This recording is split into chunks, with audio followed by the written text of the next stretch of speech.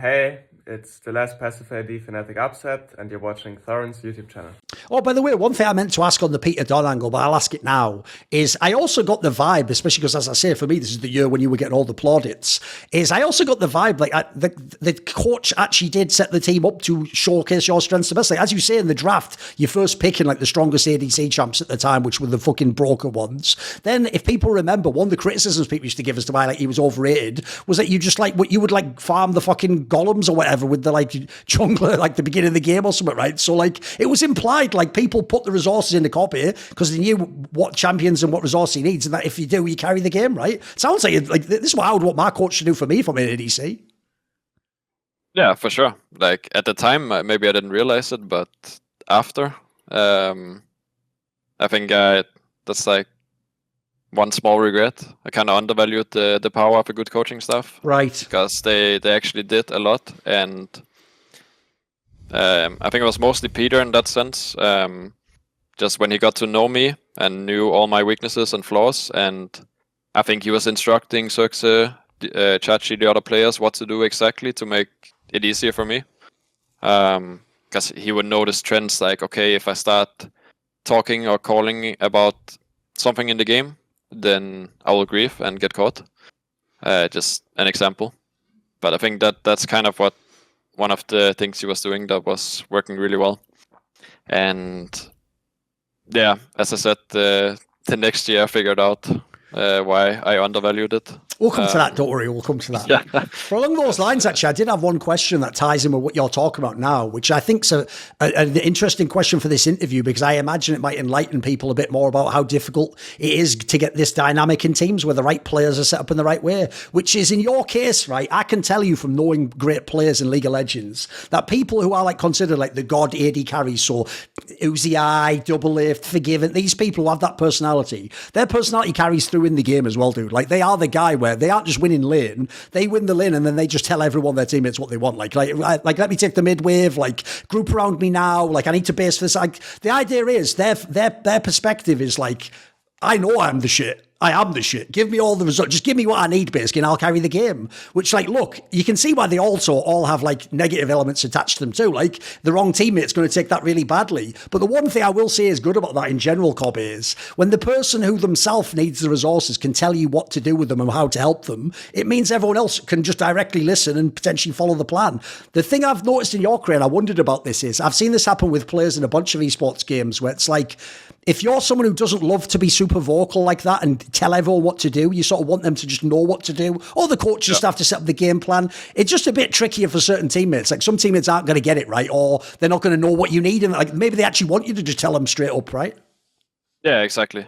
Like, I think that's very true. And also what I realized after and what happened, because when I went to TSM, that became obvious to me that because I am that kind of guy. Like, I think I'm obviously different now, but at that time I was not that extreme with calling everything I want and being very demanding. That's like a flaw I think I had. So at the time I didn't realize, like, I just thought my teammates were good. They know everything they're doing, but it was like coaching staff setting everything up. So yeah, that's what, like, I realized when I went into the next team and I didn't have that okay, maybe I'm actually not that good, like, I need to figure out how to do this myself now. Didn't really realize the help I had for that, so it makes a lot of sense for sure. Yes. Before we jump into the TSM stuff, I'll just ask you about Worlds, because obviously this Worlds was a mixed bag. So on the one hand, you had that group where, like, look, if you had the really bad group in Season 6 Worlds, dude, this was the universe paying you back, because this is like on paper, if people don't remember, you are the second best team in this group. Like, after that, it was like J team from LMS, and this is when no one cared about LMS anymore, I'm sorry. And then the other team was GAM from fucking Vietnam. Like, on paper, you're actually supposed to get out of this one. But even so, it started mad sort of like the group was looking a bit dodgy at first. Then it looked awesome, because by the end, you actually beat FPX, who, spoiler, G2 didn't beat in the final. Like, and then you had to play, obviously, SKT in the quarters, who you're not supposed to beat them. Like, that's supposed to be a loss. So how give me some thoughts on this Worlds experience? It sounds like some parts were awesome, some parts maybe not as good. What do you think on this one? Yeah,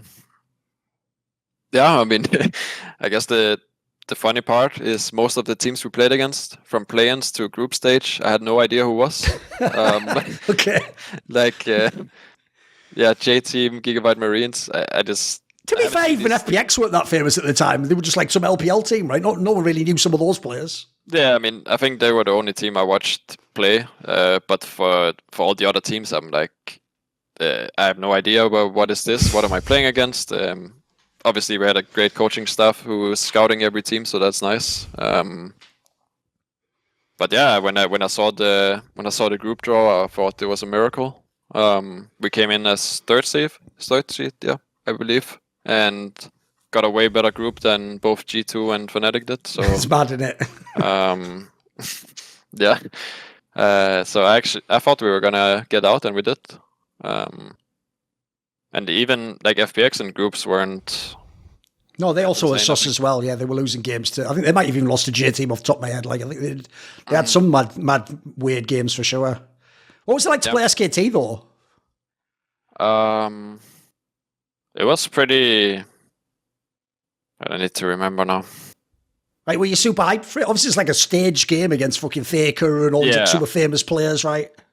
Yeah, for sure. Going into the match and also in the, I guess, biggest arena I ever played for. I don't know how many thousand, but the venue was sick and the crowd was insanely loud. So that's probably as hype. Oh yeah, this was in Europe, if people forget, right? So it was like a European crowd, right? Yeah, I think it was in Madrid when we played, and I mean, it felt comfortable going into the game. It was like probably, I guess, the biggest moment. From what I remember, that was the most fun I had, even though we lost. But just the excitement going into the series, and when we, like, even game one we lost, I felt like we could actually beat this team. But yeah, ended up being not that close, even though we won one game. But yeah, it was just funny. I remember drawing SKT, and everyone is kind of looking at each other, laughing a bit. What do we do, guys? But we go into the match thinking we can win, and I still think so after playing the first game. I thought we could. Some things will need to go right, but I thought we could win. Or was it 3? No, we lost 3-1. Yeah. It was 3-1. It was where they had that one game where they put like Mata in to like give him a fucking send off and they lost. But they deserve that, to be fair, you know. Yeah, from bot lane as well, like I think it was Teddy and Effort, and I didn't really think too much about it. Like it was not the same experience I got from when I played at Worlds 3 years prior to that, when I felt like when I'm playing against is just way better than me. Like at this time I thought it was just like playing against someone from EU. Okay. So yeah, I don't know if that's just me getting better or if Teddy not being as good as Uzi and Ruler. Maybe a mix. What about this then? So obviously, yes, the next year you did go to TSM, right? Here's the only thing I would ask at the outset, Kobbe, is like, if you actually look at how you did that year in Splyce, makes sense. You're just at Worlds, you've had all these good performances. Obviously, they needed an AD carry. Spoiler, they didn't have Double Lift anymore. He's obviously on Team Liquid at this time. The only thing is, I would have asked this question. If I knew you back then, I would just say at the beginning, like, dude, you don't really seem like a TSM sort of player, though. If you know the vibe of that org, like they're a team with a lot of pressure put on people. Everyone's heard the stories of Reggie just fucking busted in the VOD review room, telling people what to do. Like you've seen coaching staff just gets fired every single year. They almost never last the year out.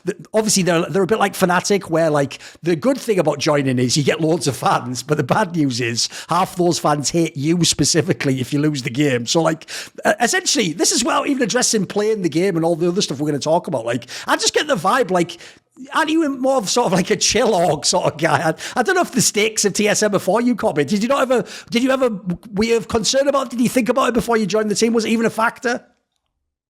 Oh shit, man.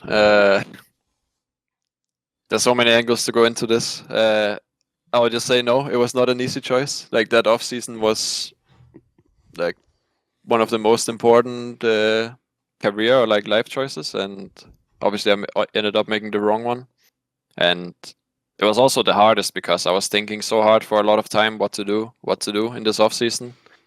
I think I had good offers, but can you tell us any of the other ones? Was there like a good EU offer or something? I mean, for NA, it was like TSM and Cloud9 I was talking to. Oh, okay. Right, so instead of sneaky, okay, that would have been interesting.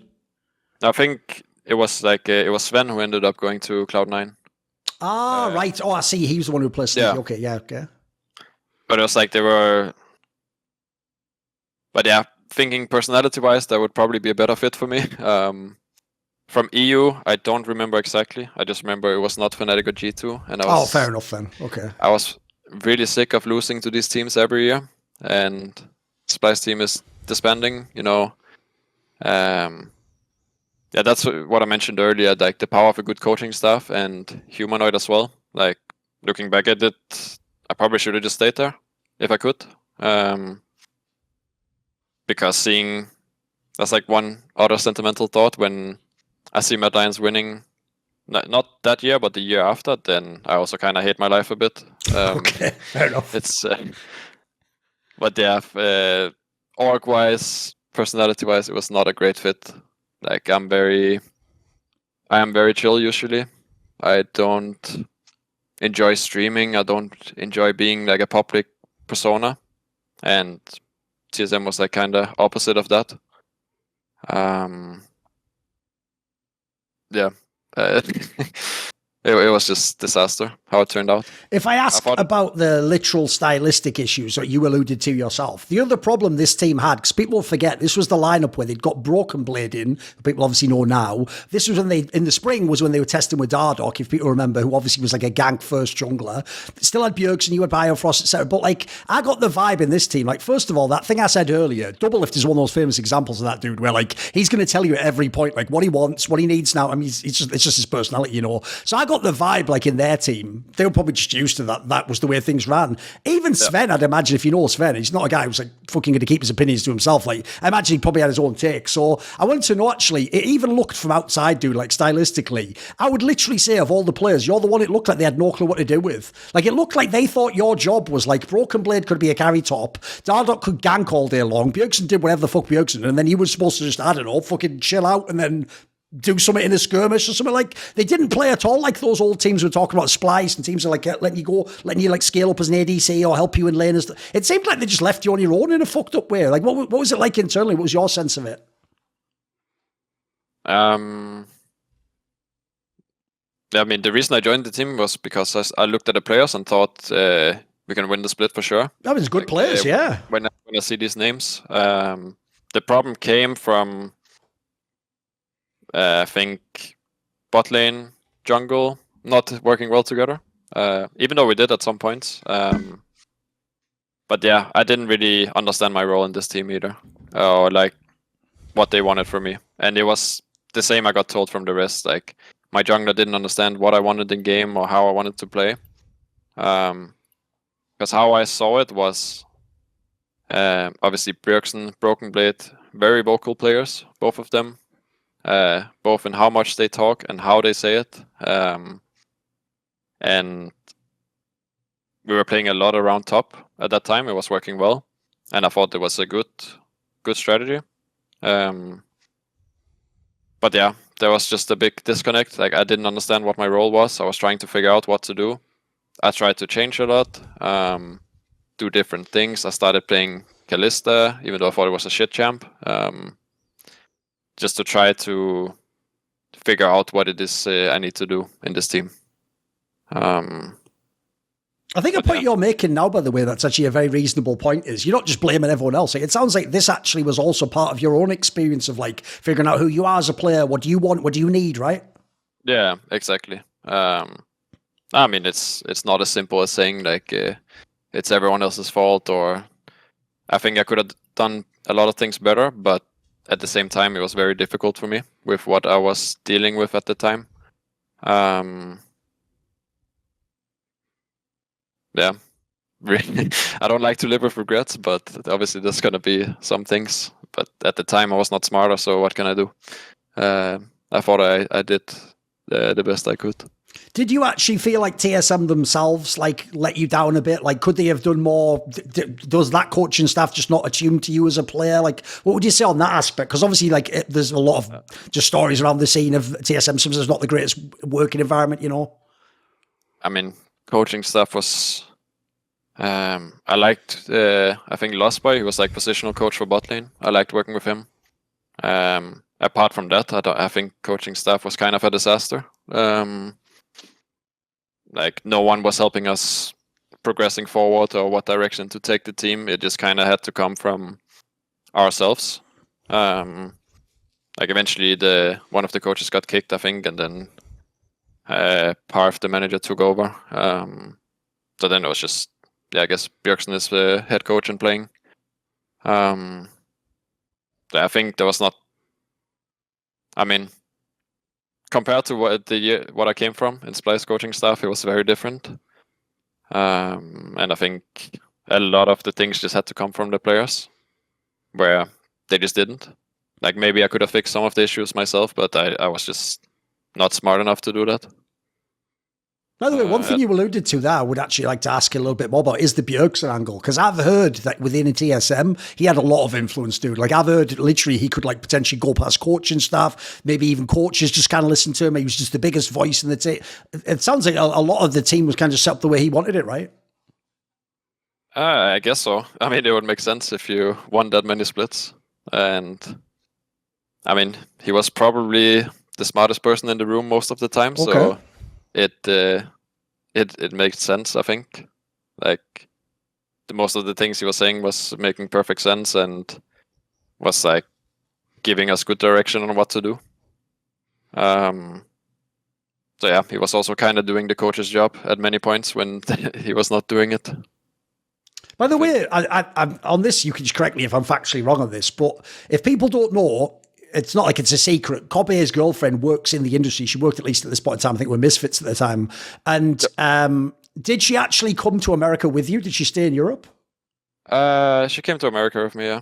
Okay. It's, yeah, that's also when I said what I was dealing with at the time. It was a lot of things went bad, like COVID hit. Oh, of course, it was 2020, yes, true. I think it was during the split, actually, so we had to start playing online.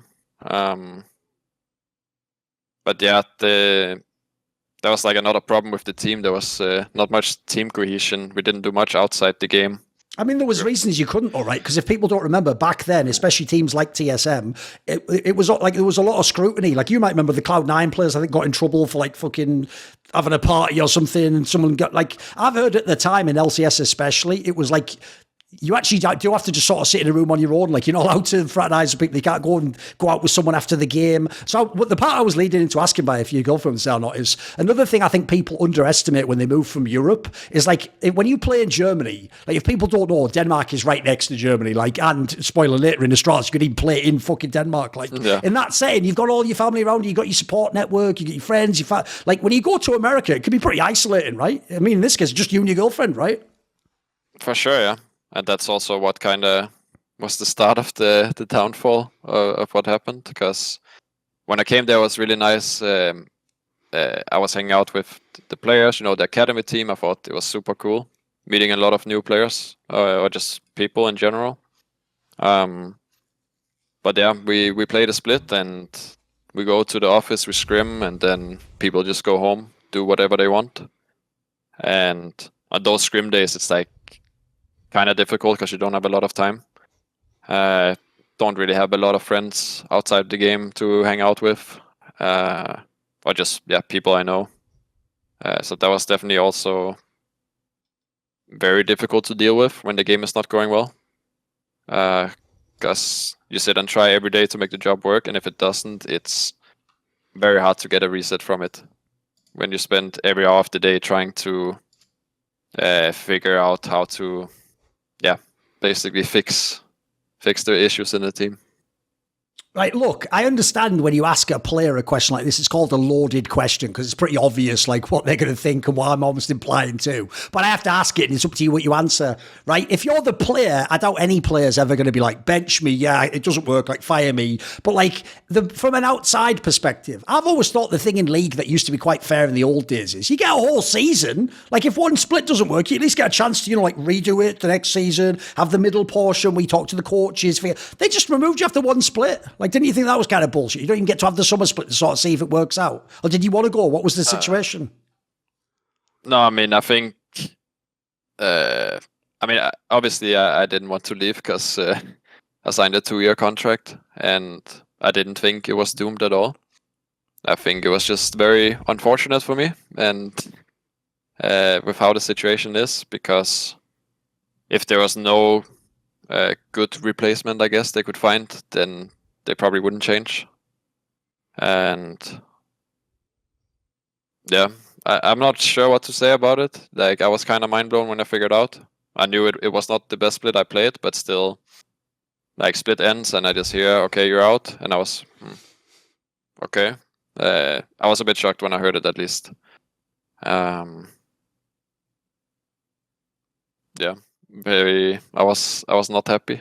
Let's just say that. Oh, like this then. Let me ask you a segue question, which goes like this. How do you just eat that? Like, here's the thing. This is where me and you are very different, mate. Like, if someone fucks with me, you'll know about it because I'll be all over my Twitter. I'll do a video about it. Why did you never say anything? Because I've noticed you've actually been very polite to the TSM staff and the company, dude. I don't think you've ever flamed them. I don't think I've ever seen it anywhere. You weren't ever tempted? I mean, if you know me, I keep a lot of opinions to myself, and like I don't, I obviously don't tweet very much. I'm not a big public person. I keep a lot of things to myself and my circle, and that's, I guess, the majority of the answer. I think at the time when it happened, that's obviously when I was the most angry about everything, and at the time my hands are just tied. Like, I'm literally not allowed to say anything. Oh, you have the NDAs and stuff, sure. Yeah. Yeah, exactly. Like, I'm not allowed to say what I think. So I was just, I'm looking at what everyone else is saying, and it's like, fine, like, I actually don't need to do much. It seems like people have figured out what's going on. Oh, I see what you mean, right? And yes. I don't know the word for it, but it's basically already happening. Like, I feel like I don't need to do much. Oh, sure. Yes. Sure. I know what you mean there. What about this then? The one angle that does seem whack, though, aside from the fact you lose your contract, like you say, and the chance to be in America and all this, what you maybe dreamed the job would be. But the other part that sucks is, like, if you're ever in a top team like this even happened to Zven, to be fair, and he had an amazing resume before. People are just going to think you're shit for the next few years. And obviously, especially TSM fans. Like, that part must be annoying, right? That, like, you don't really almost get a chance after that, right? People just have made their mind up about you. Yeah, exactly. I mean, that's also, I'm kind of towards the end of my career, I think, at this point, because my mentality for going to TSM was that I played in EU in 4 years, for 4 years in the same team, and I'm losing to fnatic G2 every year, and in TSM I thought I could win. I couldn't, and I feel like that was kind of my chance, Like, I did my hard work, I got a chance to play for a top team, and then I get kicked after one split, and it's back to now I need to look for scraps. Like, what team is going to pick me up? I remember it was like either I was going to go to CLG, which was bottom tier NA, or like pray that some EU team picks me up, and at that point I just say yes to whatever comes. Because I was so fucking angry about the situation, and I just wanted to go home. But yeah, since then it was definitely different. Past 2 off seasons, I considered retiring as well. Oh, okay. What stopped you? I mean, basically, I went to Misfits, right? And I got the chance to play there 1 more year. And after that, yeah, past 2 off seasons, my only offer was Astralis. Like, I think, like, it really takes a hit on your reputation, or what you call it, right? Yes, stock or whatever. Yeah, sure. Yeah, your stonks. But yeah, with I mean, what keeps me playing is that I feel like it's a shame to quit when I feel like I can still be a top player, regardless of what team I'm playing in.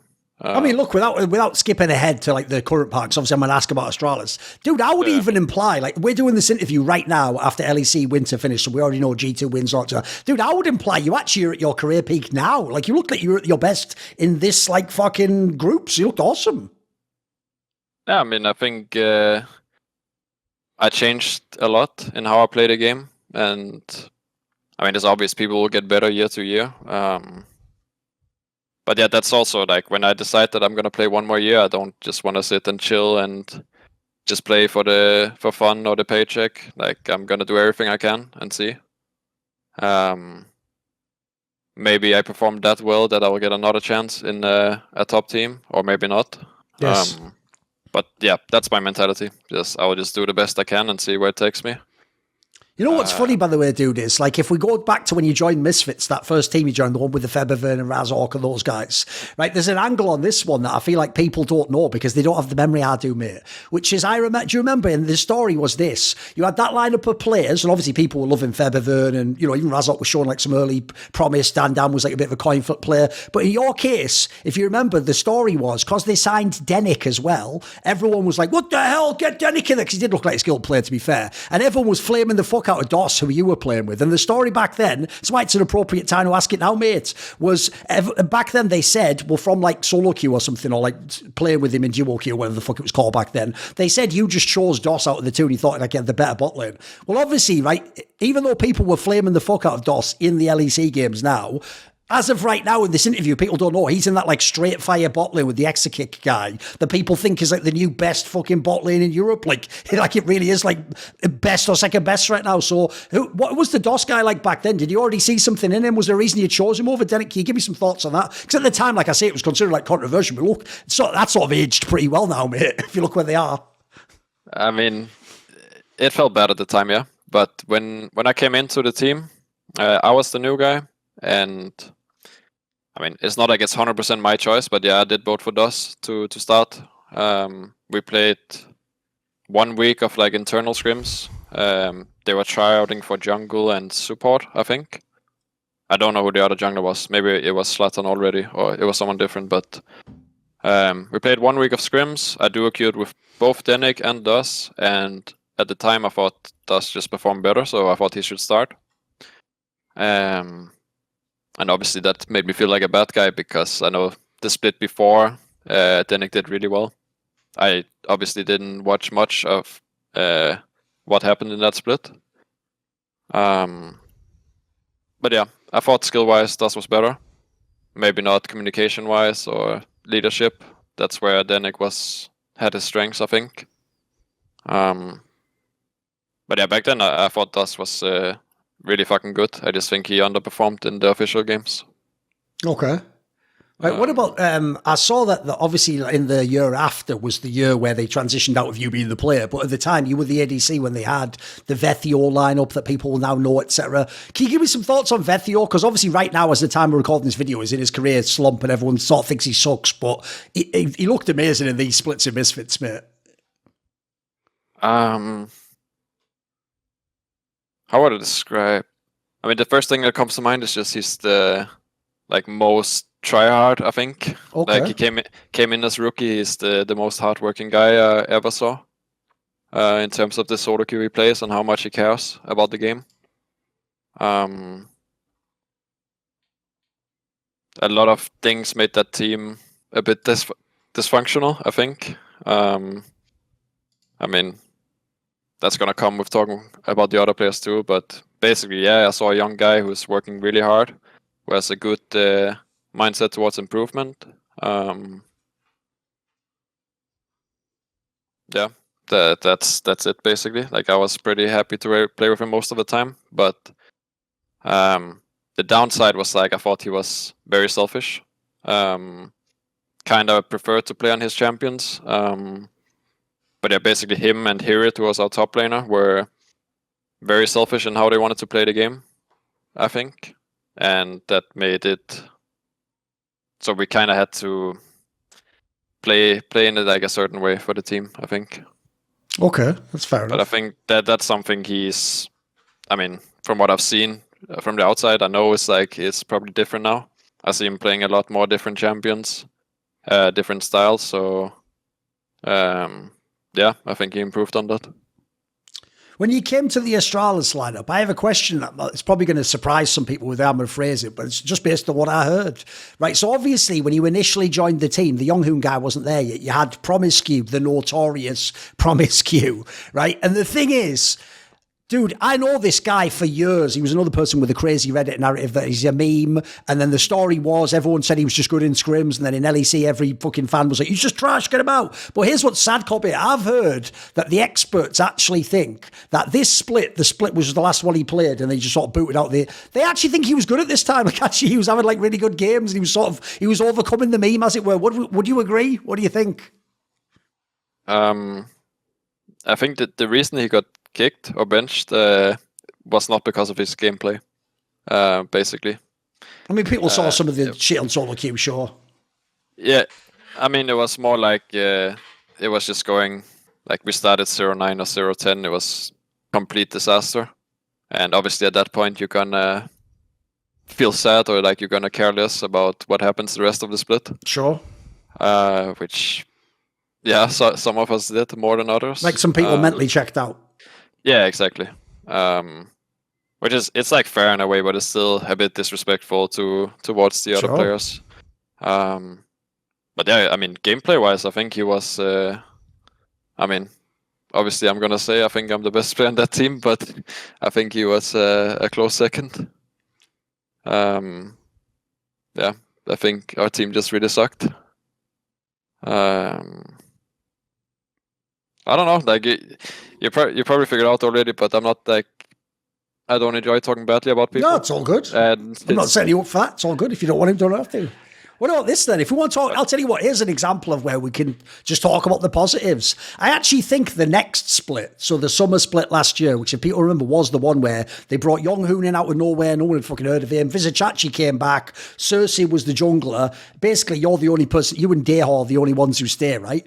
This team, if people forget, where you won 7 games, and there was a couple of other games that were really close to being won too. I think this is an amazing example of a team where no one expected anything from the roster. In fact, a lot of people thought the roster shouldn't even have a chance to do good. Like, I think you surprised a lot of teams. Like, what was good about this split? What worked? It seems like, by the way, just as an outsider, it seems like maybe the coaching staff did a good job too. Like, seemed like maybe the drafts were half decent. What would you think?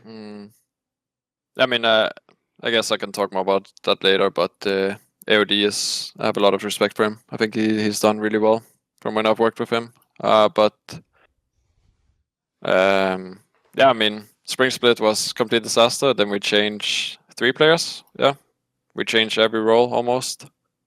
JeongHoon was like, I don't know what I'm getting. We're kind of flipping a Korean. Either he's a superstar, he doesn't speak a word of English and just sucks, but he turned out to be a good flip. Even though his English was not the best, I think he was just very good at the game from the get-go. And that made it... I mean, the teams were scrimming at the time. It was not really fun because we were scrimming Astralis Academy and some ERL teams, and it was just a complete slaughter every game. Oh, was it that sort of thing where all the top teams just thought you were terrible, so they wouldn't even give you the scrims? Maybe a few of the top teams, but also like we start practicing early before the split. Oh, right. You know, when Rogue and G2 or whoever, they're still chilling, then we're grinding in off-season. So we play some lower tier teams, and yeah, maybe it's fake confidence, but we're basically murdering everyone in scrims. Going into the split, I think we're winning like, I don't know, 50% of games. And I think our team is pretty solid, but then, I mean, that split was just annoying because the whole team got COVID at, like, I don't know when, week 5 or 6 or something. Right. And it kind of if people don't know, the team was doing very well early on. Like, you had a lot of wins early, right? Yeah, exactly. Like, scrims were going good, and we got a lot of wins early. Then we get COVID, and whole team is sick for, I don't know, 3 weeks almost. And we kind of shit the bed every game there. Okay. I think I was also having a really good split until COVID hit, and then I'm playing online, and I'm playing worse. And we're losing games, so yeah, eventually we don't even make it to playoffs, which is a bit of a disaster because I think we could have done a lot more. To ask about a couple of the players on this team, though, you mentioned him already, the JeongHoon guy. Like, mate, this guy just looks cracked. Like, his game, like, obviously people know his Pyke, but even a bunch of his other champions, he has that sort of like Mickey X Hillesang eye for like angles and shit. He just goes in, right? I just thought it was funny because what you were talking about with Mickey X earlier, where you were a different type of player, like you must have had to change your gameplay to fit with this guy. He seems like a maniac. I mean, for sure, yeah, but I'm kind of used to it at this point with the different players I played with. He is for sure a very aggressive player. Let's just call it that. But what I would say, like why he's that good is, I mean, sure, he looks insane on Pike and engage champs and everything, but he can actually play every range support in the meta, which turned out to be meta this year, right? So that's a big advantage. But most EU supports, like they kind of suck on range supports. And this guy's Korean, and he knows every champ, every matchup perfectly. So just really easy to play with.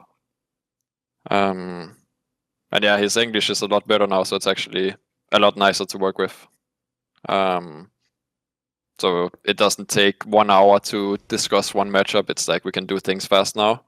And that just means we are improving a lot more. And then obviously this year was the one where I alluded to earlier. I think individually you played fucking awesome once you got to the group stage, especially. But like this year, I actually think this is the Astralis lineup that got flamed the hardest, dude. I think everyone had them like in those preseason rankings. I think everyone had them bottom or second from bottom, and obviously a bunch of players have reasons why people were flaming them. It's like there's a bunch of coin flip players. Would there be the narrative, etc.? You know.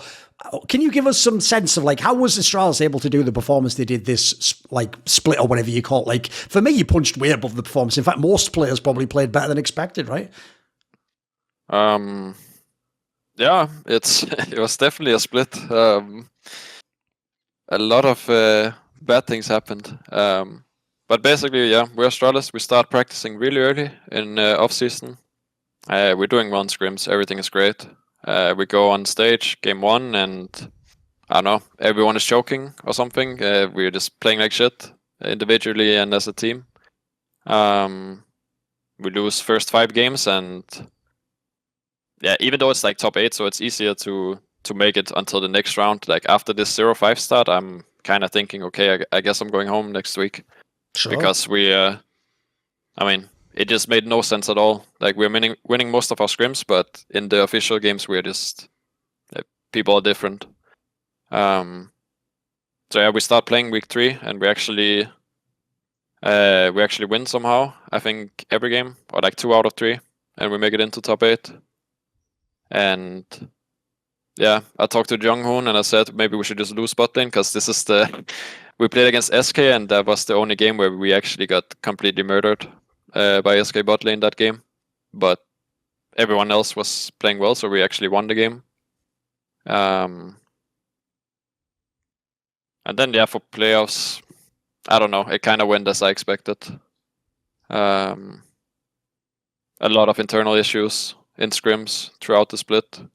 Problems that didn't get fixed, and obviously now we did a roster change and a coach change. So hopefully we will do better on the next one.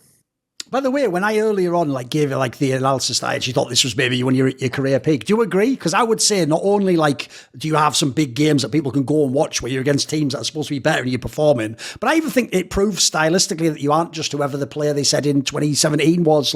If people look at this split, you have games where you just hard carry the whole game on Lucian. It's not you're on some old school Sivir, wait till 35 minutes then just team fight people. It looked like you actually were just a very strong AD carry this split, mate. Yeah, I think it's like playstyle change. And what I said about my coach AOD, I think what he does differently than other coaches is he works a lot with individuals. And when I joined the team, he said, "Yo, I think you're a good player and you're solid in this and this, but I think you need to change your playstyle, basically." And I was a bit resistant in the beginning, but then we just started working on it, and he gave me a lot of good points. Basically just on how to have more impact in the game and do more risky plays here and there. And I think that's what I'm doing basically. I managed to change my playstyle with the help of him, and I'm playing more solo queue, champions queue obviously. Everyone in Astralis is playing a lot. But I think that's kind of the change, or the reason I'm doing better for this split. Even though you said before you don't like necessarily set goals or like have a fucking calendar with the circle for the worlds or whatever, right? Is there something in, like you still, do you have a sense like I need to accomplish something before I retire? Like, do you need to make a final again or go to worlds or win a champion? Is there something that's sort of an itch that needs to be scratched before you can retire? At this point, I don't know. It's, I mean, I would love to, but at the same time, it's, you know, it's very difficult. Or at least when you compare it to other years and like the competition you're playing against. I mean, I still think it's possible. Obviously, otherwise I wouldn't be playing. I want to win the split basically more than going to worlds. Even though that's like probably opposite for most players. But sure. That's just me, you know. I played in LEC for such a long time and didn't win, so yeah, it just feels like it's like further and further away from reach than what it was before. I don't know. It's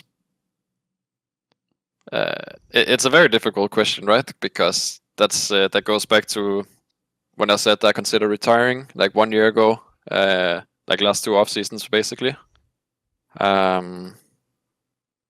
Where like if I don't think it's possible to win, then I don't really want to play, right? But now with the team we have, like there's not an invincible 2019 G2 to compete against. Like obviously the G2 now is still really insane. But yeah, basically I would like to win a split, go to Worlds again, you know, whatever. But it's not like I'm gonna keep playing until I'm 35 if it doesn't happen. Because then I would just hate my life, I think, too much. Right. If someone wanted to see the best of what Kobbe can do in League of Legends, is there like a game or a series that stands out? It doesn't have to be like your absolute best. It could just be a memorable one that you think like this was one I played. I had a really great series or really great game, or this just showcases who I am as an ADC. What would you pick? That's a difficult one. I mean, I think this split, like I had a lot of good games, but probably not that memorable because it's just low level matches, sure. It's just regular season matches, so yes. It doesn't matter that much. Was there a playoff series stands out? One of the ones you thought you had a good one in?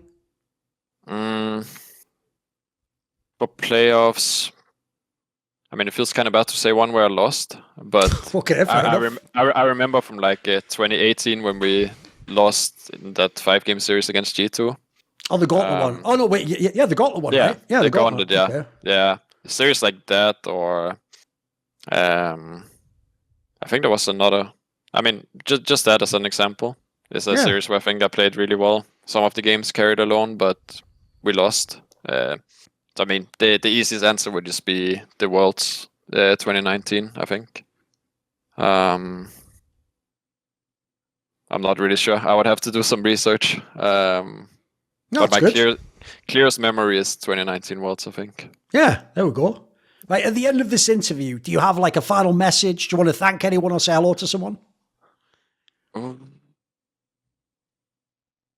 Thanks to the people that still support me. Like, I'm not really active on social media anymore for different reasons, but I still appreciate whatever messages I get, and I do see them. I just don't always reply. So, yeah, that's what I will say. Manga tack. Tack. The Beatles said they get by with a little help from their friends, but I get by with a little help from my Patreon community. And this video was kindly supported by Matt Pugnaccio Racula, Ahmed Haju, Bot Pounder 420, Toucan, Animosity, Tobias Bernasconi, Jensen Gore, Tosh, and a special thanks always goes out to my main man, Jerky's Minion. Would you like to ask me a question in my monthly video AMA? Do you want teasers to find out who are the upcoming guests? Maybe you want to take part in one of those lengthy but intense esports discussions I have with my donators, or maybe you want to suggest a guest or a topic that I could cover. Well, if any of those tickle your fancy, put your money where your mouth is and join the Scrolluminati today, where in the description box below there is a Patreon link.